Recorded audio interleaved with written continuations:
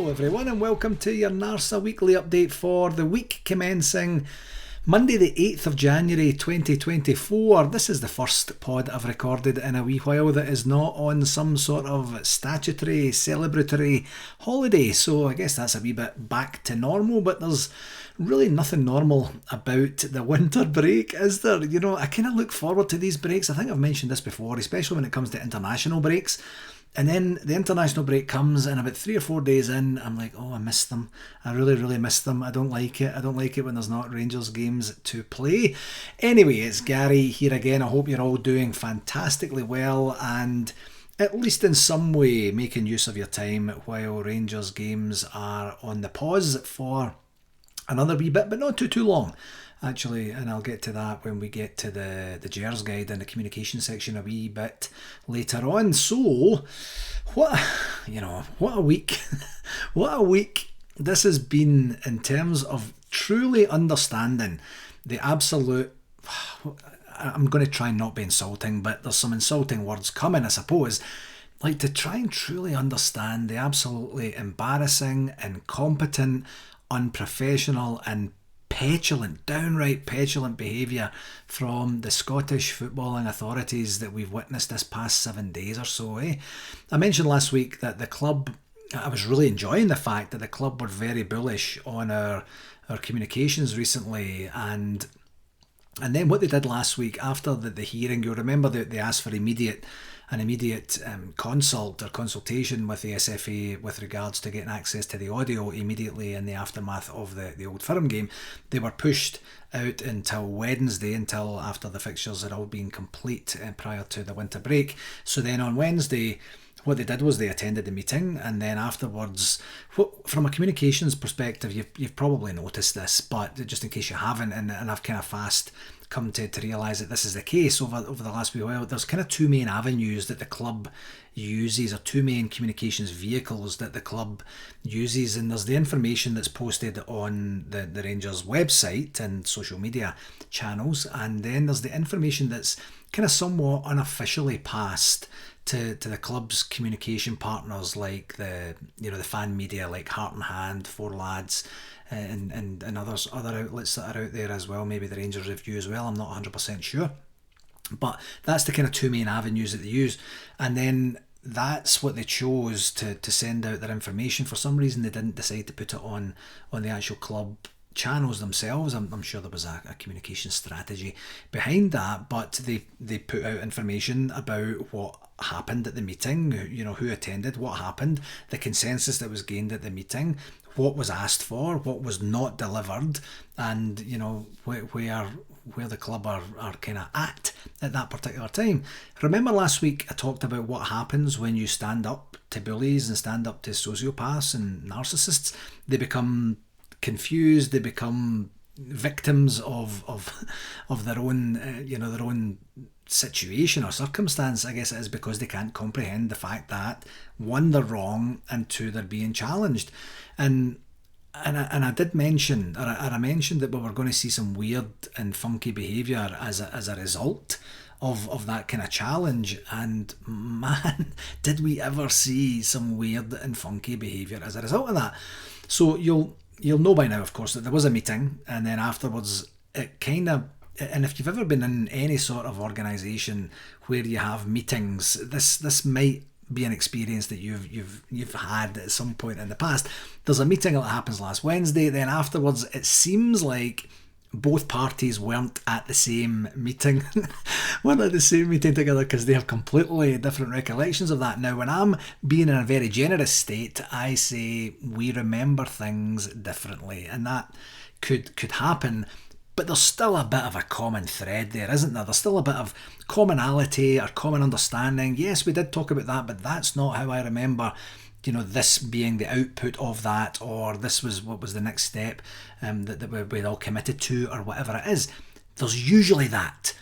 Not so much with the SFA and Rangers last week. It's literally as if they weren't at the same meeting. When I used to teach in class, I teach online now because nobody seems to want to go back to the classroom anymore. But especially when I was in class, I used to put this slide up and it was from the Smurfs film back in 2011. So 2011, Leo is 2, maybe 3 years old at the time, and we used to watch the Smurfs all the time. It was brilliantly done, and there's this one scene that I ended up capturing on a slide for the class. I taught project management, communication, leadership, management, that sort of thing, and there was this. If you go back and see the film or YouTube it if you feel like it, but there's the kind of evil boss lassie, and then there's the guy who's the kind of marketing guy, who's the main person that the Smurfs go and visit. Anyway, she says to him, "See my new VP of marketing," and he says, "Oh, you fired Ralph?" And she says, "Yes, he gave me what I wanted, not what I asked for." And he says, "Okay." She says, "Can you give me what I want?" He says, "That depends. Is that what you're asking for?" And she says, "How will I know what I'm asking for when I don't even know what I want?" And he says, "Exactly, that's why you need me." Then she leaves, right? And then he's standing there. He has no clue what just happened. And she drives away thinking that she's communicated to this guy, and then he's supposed to figure out what she wants, what she needs. A wee bit of a long-winded example. That's exactly what I felt like last Wednesday when I seen this communication coming out. There was just no way that the two of them were in any way on the same page whatsoever. The club requested publication of the audio coverage between Willie Collum and Nick Walsh from the handball incident, of course. And they also requested a temporary removal from consideration of Willie Collum refereeing future Rangers games until this whole situation, is resolved in some way. Of course, the SFA didn't directly acknowledge the first ask, to my knowledge anyway, and then they wrote some vague and veiled words about the second ask in some way of saying it's irresponsible or it's not conducive to the process or whatever it is. It's absolutely no wonder, folks, that mostly every other major European league thinks of Scotland as a little bit of a backwater, a little bit of a joke when you have these imposters in charge of our game. And here's a key thing in life, folks. I'm going to change to my day job of being a leadership coach for a second here. If you want to get better, at something, what you do is you look at someone who's already doing it and doing it well and doing it better, being the best at it.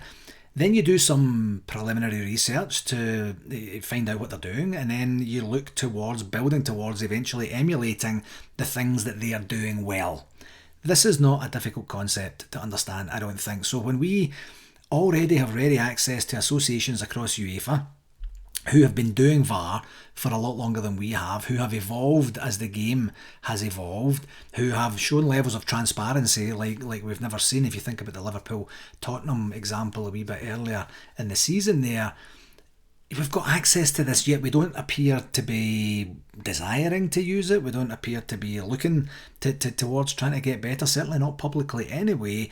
And we don't seem to want to learn. And that just, to me, smacks of a level of arrogance that's beyond belief. So here's my thing. I'm all about helping people, and I'm all about helping organisations. Truly, that's my life. But there comes a point when the help that someone needs is not the help that they're willing to receive at that moment in time anyway. So what happens then?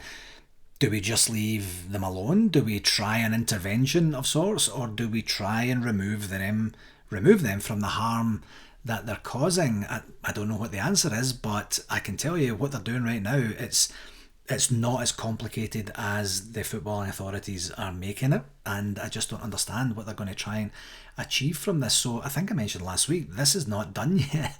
It's not done by a long shot, and it'll be very interesting to see how much Rangers continue to dig in on this. I mean, obviously there's a bit of respite for the next couple of weeks because we don't have any games, but this is going to come to some sort of conclusion at some point in the next wee while, and it will be very, very interesting to see how it all unfolds over the next wee while.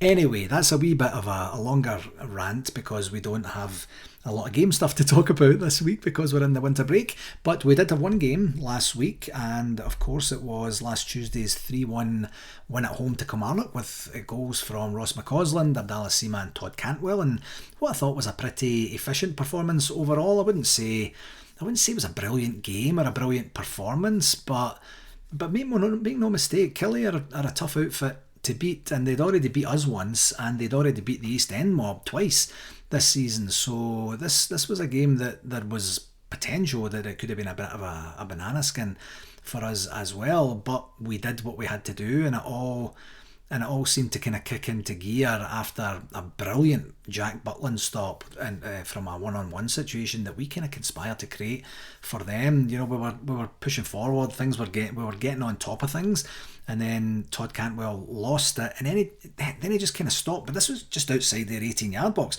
He kind of stopped, and then so did everyone else, and then their guy puts one pass through, the guy's through, and then Butland comes out, makes himself big, makes a brilliant stop, and this just seemed to spur us on to two fantastic goals to end the half and give us, you know, if I'm being honest, a kind of surprising 2-0 lead at the half-time based on the way that the first half had gone. It wasn't awful, we were creating chances, we were plugging away, but it was getting to that point where you're like, I wonder where the goal's coming from.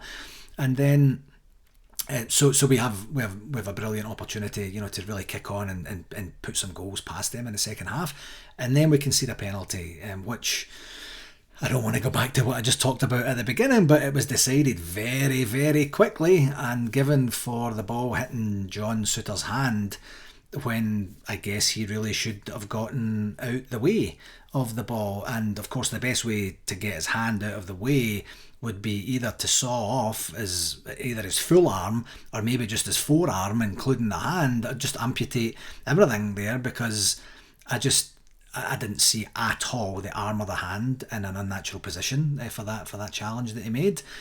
And yeah, after the absolute nonsense from the week before or the weekend before at Sharkhead, we get a dubious penalty against us. Could you imagine if it happened to the smaller Glasgow team? Nuclear war is what probably would have happened if it happened to the folks from the East End. But you know, we go on, we get a goal back immediately after they score the penalty, and then we see the game out pretty efficiently, as I said at the beginning there. Positives, of course, the 3 points after coming away from Sharkhead with nothing. Another assist for Dessers for the first goal, and an absolutely brilliant finish by McCausland. Remember I said last week the boy does not have one defensive bone in his body, but going forward he can really turn it on when he's in the mood. That's exactly what I meant. You know, the going forward, you know, Dessers plays a brilliant ball over, he takes one touch and he just rifles it in. Brilliant goal. And then another positive, absolutely, is Sima's control and volley for that second goal was absolutely brilliant. I don't think I've ever seen a goal scored like that. And I don't know how I would have felt if it was against us, because would I have been, you need to get a bit more touch tight on the guy, you shouldn't have that amount of time in the box. It all happened so quickly. The way that the ball kind of, he shouldered it up in the air, didn't he? And then turned around and just absolutely rifled it home. You know, to be fair, he didn't have his best game, but that's a genuine highlight reel video of a goal there, isn't it? Ridvan Yilmaz, I thought, played another solid game and got an assist for the third goal for Todd Cantwell as well. And you know, throughout the game actually, but more so after we scored the third, we still created lots of chances, and the scoreline could have been way more emphatic if we'd just managed to take one of them. Another positive, of course, getting to see Fabio Silva on, and the return of Nicholas Raskin was fantastic to see too, and very timely just prior to of course the winter break and the pending Spain camp and stuff like that as well. Negatives, I don't really have a lot of negatives for this one, to be honest. It looked like a team performance of, let's just get to the winter break with a solid victory here, nothing spectacular. But since it was against Kelly, they were forced to concentrate and put in a bit of a performance as well. So yeah, no real negatives there, to be honest. In terms of statistics, we had 61% possession, which I thought was quite low, actually, to be honest, but that's what the Rangers website said. We had 16 shots on goal with 6 on target. They had 5 shots on goal with 2 on target as well. So the stats kind of back up what I was saying there. On the referee watch, John Beaton did what would have been expected of him. He booked Todd Cantwell for nothing. I think it was for dissent.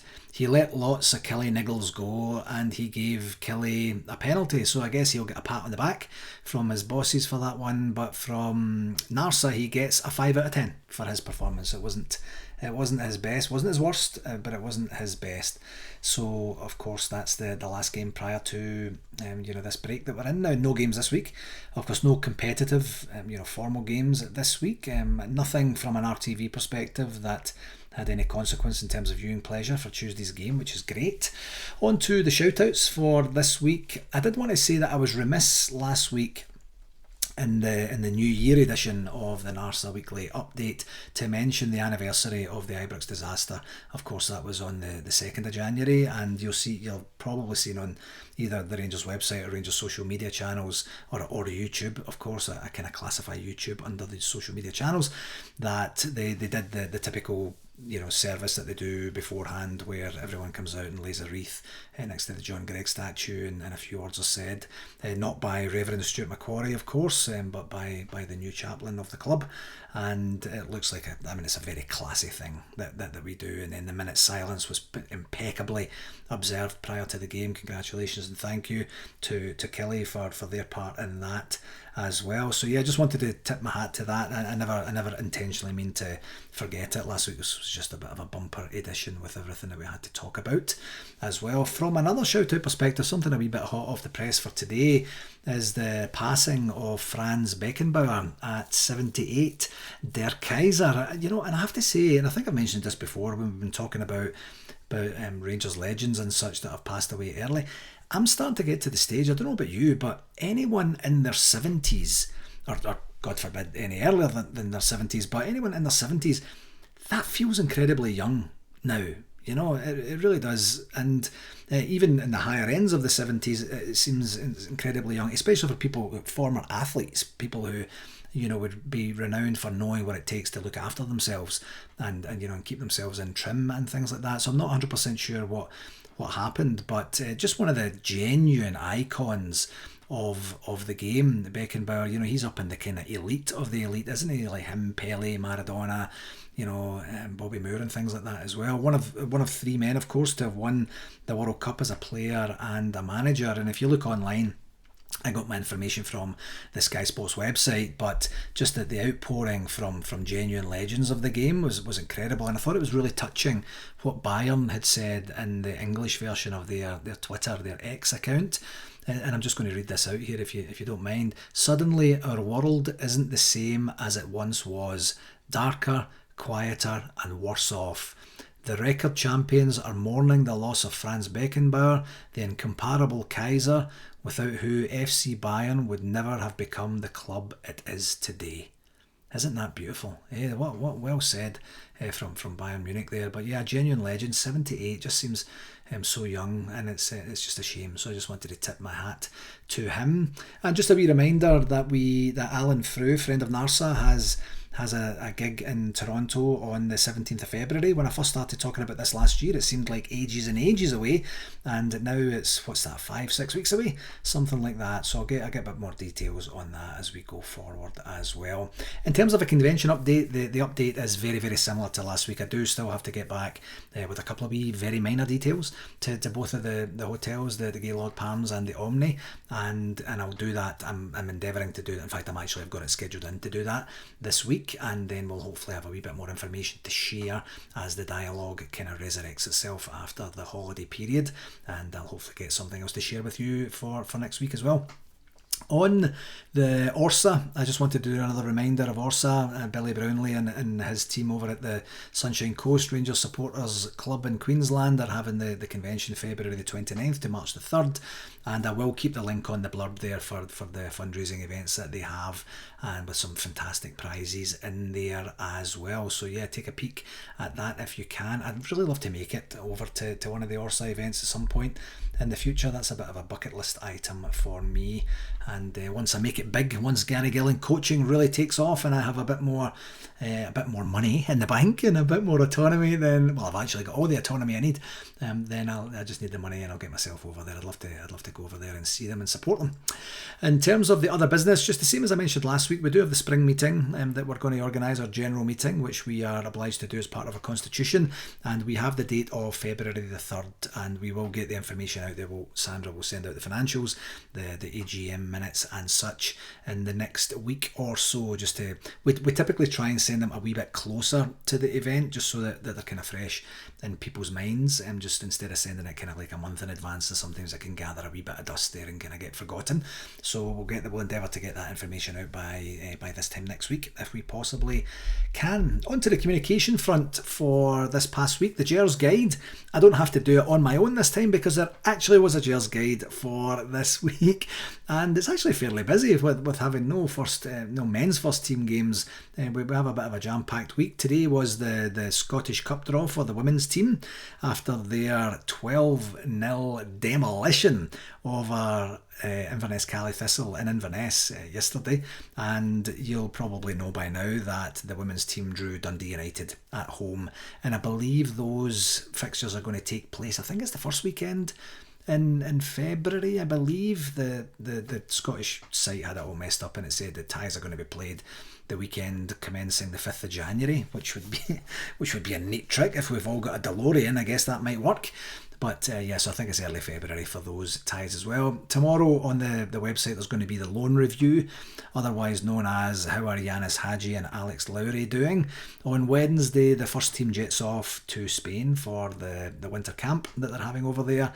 On Thursday there's an interview on RTV with Academy Director Zeb Jacobs, and I'm looking forward to seeing, what he's got to say. There's a bunch of things he's going to be talking about. One of them is going to be Ross McCausland's rise to prominence in the first team from the academy as well. So I'll be really interested to see what Zeb has to say about that. On Friday on RTV, there's also an interview with women's manager Joe Potter and also Darren McAnally, a Rangers B midfielder as well. And on Friday there's also, I almost said the C word there, my apologies, the East End Mobs under 18s versus Rangers under 18s, and that's in the CAS Elite under 18s league. I don't believe that's on RTV or anything like that, but you'll be able to follow it on social media. Someone might be there with a kind of Facebook Live or something like that potentially, but it's always good when we have a bit of an old firm game to look at. It doesn't matter the gender or the age group for that.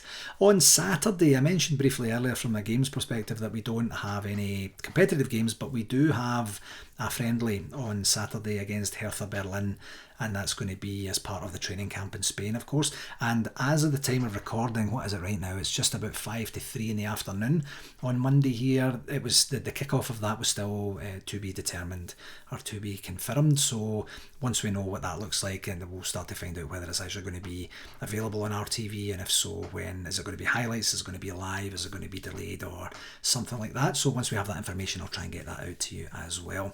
And then on Sunday, the women's team are playing Dundee United, interestingly, who they drew in the Scottish Cup, and that's at Broadwood Stadium, 4 p.m. kickoff UK on Sunday. And I just did want to talk one kind of second last thing from a communication perspective. You've probably seen or heard about this, that for quite some time the club, actually probably from the beginning of the season, this obviously relates back to the previous season and probably before that as well, actually, but the club were trying to figure out the best thing to do with the singing section, which has typically been housed in the Broomlin Road. So earlier this season they were doing a couple of pilots with, in the Broomlin, in the Copeland, where would be the best place to have the singing section, because for anyone who watches the games, whether it's in the stadium or on RTV or even on any other channels that's available on, the singing section adds a lot of noise, a lot of atmosphere, a lot of camaraderie, and a lot of inspiration, I hope, to the team when they're playing there as well. So the club wanted to just give them a permanent home that would be part of the folklore of Ibrox going forward. And what the Rangers website said was, I'm going to read this part out: following a significant period of consultation with supporters and numerous stakeholders, Rangers FC can now announce new seating arrangements within Ibrox Stadium effective from season 24 to 25. As has been the club's club's long-term ambition, a number of new accessible viewing positions are to be added to the rear of the Copeland front, increasing our overall wheelchair accessible spaces to 153, the highest of any stadium in the Scottish Premiership. Additionally, following trials earlier in the season and further to supporter and men's first team player feedback, the club will introduce an expanded singing section within the Copeland front. The Ibrox atmosphere is renowned the world over, and the club are committed to enhancing that even further to ensure our famous home remains one of football's most iconic venues. Allied to these changes, a new cantilever will be constructed in the front of the Copeland rear with almost 1,000 new seats, meaning a net capacity increase of almost 600, with these new seats having some of the best views of the Ibrox pitch. So I think that's amazing. I think that's fantastic. I mean, I say this as a guy who does not go to Ibrox, who doesn't get the opportunity to go to Ibrox all that often anyway, being over here in Calgary. But to have an extended consultation period, to talk to numerous stakeholders, to specifically call out the fact that they spoke with fans, of course, the fans who are responsible for the singing as part of the groups that do the singing section, to talk to the incumbents in the Copeland, and then also to talk to the first team to say, I'm assuming, what was your preference? Where would you like to see it? In the Copeland, of course, is a traditional end that we would be shooting down to if we get an opportunity to win the toss and decide what we were shooting in the first half. You know, that's where we traditionally shoot down to in the second half, so then there's a wee bit more of that. And there's been other things that have come out from that as well, in terms of flag waving during the play and you know, the various other things that are going to not interfere with other people's enjoyment during that as well. So really good, long, and appropriately, it feels like an appropriately long research has been conducted by the club, and good for them for taking that into account and then very clearly, openly communicating about that as well. The second thing I thought was really interesting was the cantilever part with 1,000 new seats as well. I'm trying to vision that maybe there's actually a drawing out there or some sort of artist's impression of what that's going to look like, or architect's impression would be more to the point of what that's going to look like, because I can't quite picture it right now as to what that's going to actually look like and how that's going to enhance the view of enhance how Ibrox looks is what I mean, not so much the view. They've already said they're going to have the best views of almost anyone in the stadium as well. So good for Rangers for doing that. I think that's a big deal. It's obviously a big deal for people who are being displaced, but hopefully it's going to be, you know, with an opportunity to move with your crew and go to this new cantilever maybe, and give yourself an opportunity to start a new chapter in your viewing of Rangers in the flesh as well. So yeah, good for the club on that one. And just one last thing on the communication section. We, as a communications committee with NARSA, have been just working on various ways to get better as to how we're doing things and what we're going to do. I think I'd mentioned previously that we might start to consider doing some videos of the podcast as well, and you get a chance to see my beautiful face at the same time as you get to hear my fantastically sultry, you know, sexy voice as well. So you might I almost get through it without laughing, and then we might do some stuff on game days in terms of videos and stuff like that, and kind of get our TikTok account going.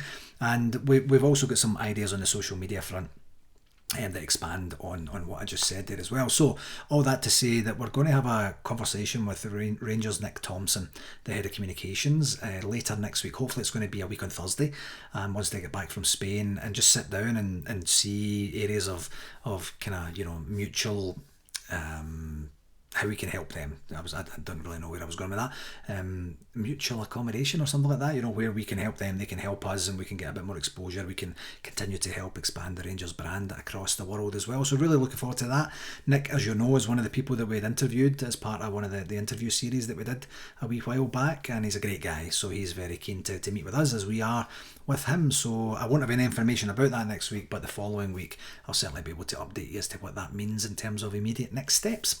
Okay, my friends, that will do it for this week. As always, I'd like to take this opportunity to thank you very, very much for taking the time to listen. And as I always ask at this point of every pod, please do share it with someone that you think might enjoy it as well. Until next week, continue to enjoy your downtime, as we do have a lot of very important football to come after the break, and the club needs you at your physical and mental and emotional peak to give them all the support that you can as we go for this historic quadruple that we are chasing. Until next week, please do take care of yourself and all the very best, folks. Okay, cheerio now.